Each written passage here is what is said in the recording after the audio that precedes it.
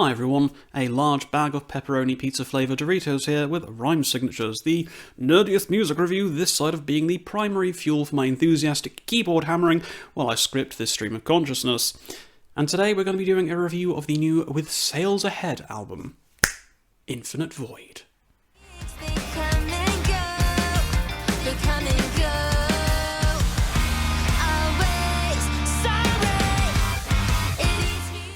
Now, going off the recommendations you get on social media can either be the greatest blessing, showering you in the bounties of the largest pot of gold at the end of the rainbow, or the pathway to finding yourself balls deep in the thoughts and feelings of an anti-woke, cryptocurrency-shilling, neo-fascist hate mob.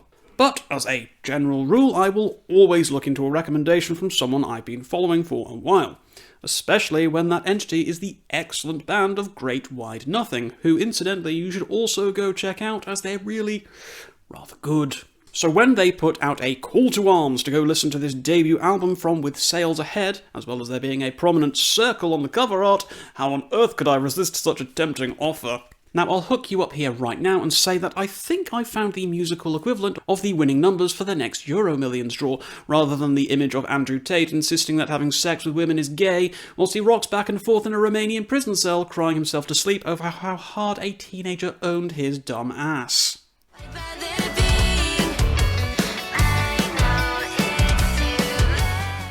Now, you know, if I had a nickel for every time I discovered a band from New Jersey putting out an absolutely fire debut album in 2024, I'd have 2 nickels, which isn't a lot, but it's weird that it's happened twice. Just like with the recently reviewed Amskray, With SAILS Ahead and their debut album of Infinite Void come from the mean streets of New Jersey and consists of Sierra Binondo on vocals, Joseph Warner-Reyes and Santino Costa on guitars, Jamie Martinez on bass, and Ryan Venancio on drums.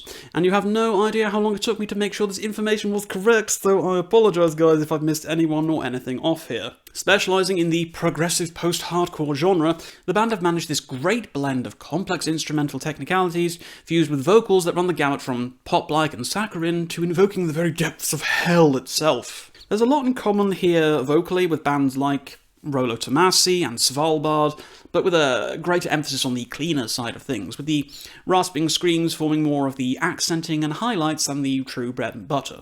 I'm especially impressed with the variety in moods and styles that the band plays with, and how they manage to keep the progressive part of progressive post-hardcore at the front of their sounds. The entire album kept me guessing what was coming next, and it managed to surprise me on quite a number of occasions.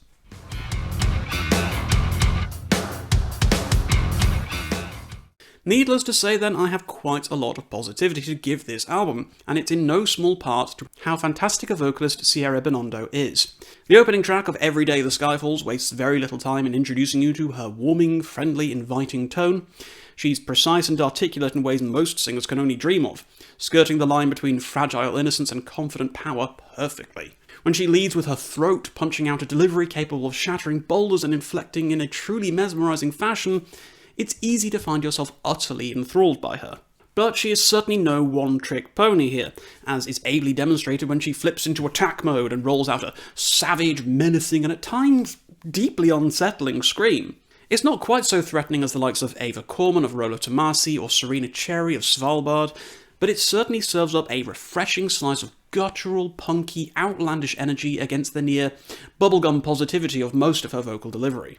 Now, the rest of the band are certainly no slouches either, with the twin guitars of Warner-Reyes and Costa exploring plentiful riffs, experimental interludes and fills, and always manages to keep you toe-tapping and humming along to some incredibly catchy and infectious melodies on every single track. The lower end of Martinez and Venancio is similarly excellent, with some energetic thumping and beautifully communicated harmonising between thick strings and pig skins throughout the album. This is, after all, post-hardcore, a genre not unfamiliar with pulse-pounding energy, and the bass and drums really do serve as a fantastic pace setter here for the rest of the music. The record is nicely structured too, coming in at around 44 minutes or so across 13 tracks, and it allows for the bands to focus on more short, snappy, direct and immediate approaches to their music. When your songs are on average about as long as the typical prog rock band's intro to a song, you've got to fit a lot of ideas into a relatively short space of time. The result is an album that is firing at 11 at all times. There's a clear state of creativity and a near constant influx of new ideas, new sounds, and approaches. The album is the result of years of hard work and emotional input from every member of the band, and it really does show. From the heartache and vulnerability of some of the lyrics to the sheer determination of everyone's musical and vocal contributions, the end result is an album that feels scrappy and full of the kind of tenacity you'd expect from a new band who've got everything to prove to any prospective new fans. This feels like music to escape to, music that feels pure, powerful and emotive without sacrificing any technical prowess in the process. The band are fantastic musicians with a really great ear for engaging compositions that manage to stick with you long after the final notes of closing track "Is This Really It?" have rung out.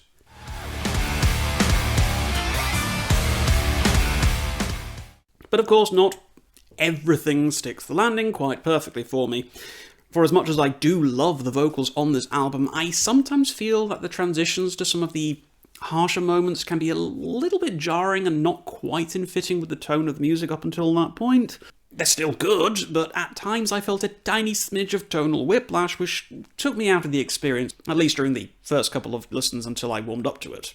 I'm also not a huge fan of the odd fade out halfway into 6th track Lemon Grab and the subsequent lo-fi ending. It felt, I don't know, kind of angular and uncomfortable, and I kept thinking something was wrong with the stream, maybe, I don't know. It's become less distracting the more I've listened to it, but it's a slightly odd misstep for me in an album that otherwise walks a perfect balance of tightrope perfection from start to finish. But honestly, I really don't have much else to levy against the album, and these negatives have become less and less of an issue for me the more I've been listening to the record.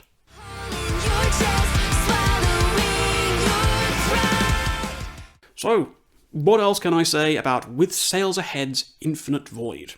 Now, I went into this one with literally zero knowledge of what I was getting myself in for, like, at all.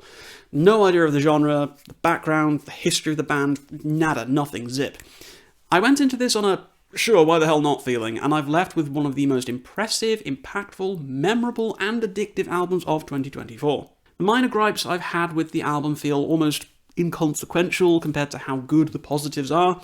The record is fierce, energetic, full of a kind of delightful passion and love that can only come from a band who've got everything to prove to the world. And prove themselves they absolutely have done. I cannot recommend enough that you pick up a physical copy of this one while you can, guys. It's an album that exudes passion and demands to be listened to as loud as you dare. This feels certain to be a real sleeper hit of 2024, and you don't want to miss the hype train. Incredible things are certain to carry on coming from this band, and they've certainly earned an enthusiastic fan out of me. This is all, of course, guys, just my opinion, so if you loved or hated this one, please talk to me about your experiences with Infinite Void in the comments down below. Please do drop me a thumbs up if you like this one, please do tell your friends about me, and please do throw me a subscription if you've been enjoying my content so far. And until next time, guys, as always, keep your rhyme signatures pretty odd.